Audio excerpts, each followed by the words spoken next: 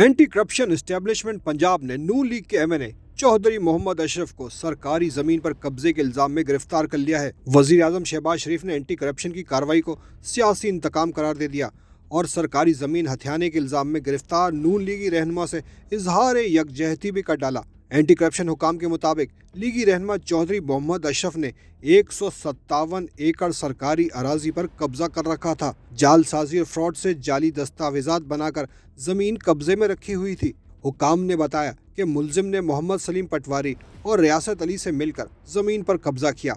उन पर इल्जाम साबित होने पर गिरफ्तार किया गया।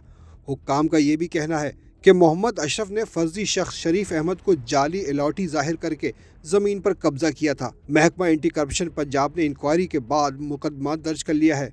चौधरी मोहम्मद अशरफ साहिवाल NA 148 से नून लीग के रुकने कौमी असम्बली हैं।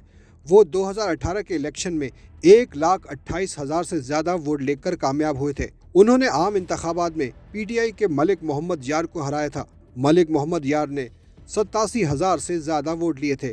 दूसरी जानिब वज़ीर आज़म शहबाज शरीफ ने मुस्लिम लीग नून के MNA मोहम्मद अशरफ की गिरफ्तारी की मजम्मत की है और कहा है कि साहिवाल से रुकने कौमी असम्बली मोहम्मद अशरफ की गिरफ्तारी सियासी इंतकाम है। उन्होंने कहा कि इमरान खान के कहने पर एंटी करप्शन पंजाब को सियासी इंतकाम के लिए इस्तेमाल किया जा रहा है। PTI आज भी बदतरीन सियासी इंतकाम की अपनी मनफी रविश पर कारबंद है। सियासी इंतकाम से मुखालफिन को धमकाने के बजाय अवामी मसाइल पर तवज्जो देने की ज़रूरत है।